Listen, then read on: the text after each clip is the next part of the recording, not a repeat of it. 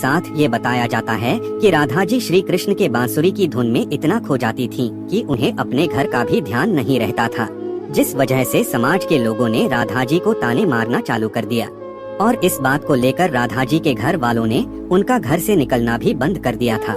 लेकिन जब श्री कृष्ण जी को यह बात पता चली कि राधा जी के घर वालों ने उनका घर से निकलना तक बंद कर दिया है, तो उन्होंने ये बात यशोदा माता को बताई और वो राधा जी से विवाह करने की जिद करने लगे। लेकिन लाख कोशिश करने के बावजूद भी श्री कृष्ण माता यशोदा को नहीं मना पाए और माता यशोदा ने श्री कृष्ण को ये कहकर टाल दिया कि एक तरफ तो राधा जी उनसे उम्र में 5 साल बड़ी हैं और दूसरी तरफ उनका विवाह भी पहले से तय हो चुका है। यशोदा माता ने जब यह बात नंद महाराज को बताई तो उन्होंने भी श्री कृष्ण को बहुत समझाया और राधा जी से विवाह न करने की सलाह दी। लेकिन इतना समझने के बावजूद भी जब श्री कृष्ण राधा जी से विवाह करने की जिद नहीं छोड़ रहे थे, तब नंद महाराज श्री कृष्ण को ऋषि गर्ग के पास ले गए।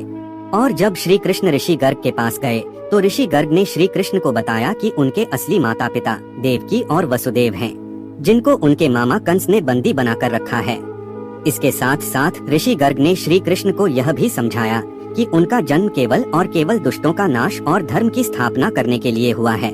और जब ऋषि गर्ग ने श्री कृष्ण को उनकी वास्तविकता से परिचय कराया, तभी से राधा जी और श्री कृष्ण के बीच दूरियां पैदा होने लगी। कुछ समय बाद श्री कृष्ण जब और बड़े हुए तो उन्हें कंस के बुलाने पर वृंदावन छोड़कर जाना पड़ा। कहा जाता है कि जब श्री कृष्ण वृंदावन छोड़कर मथुरा जा रहे थे तो वो चुपके से राधा जी के घर उनसे मिलने पहुँचे थे और उनसे बिना कुछ कहे ही उनको अपनी बांसुरी तोहफे में दे दी थी।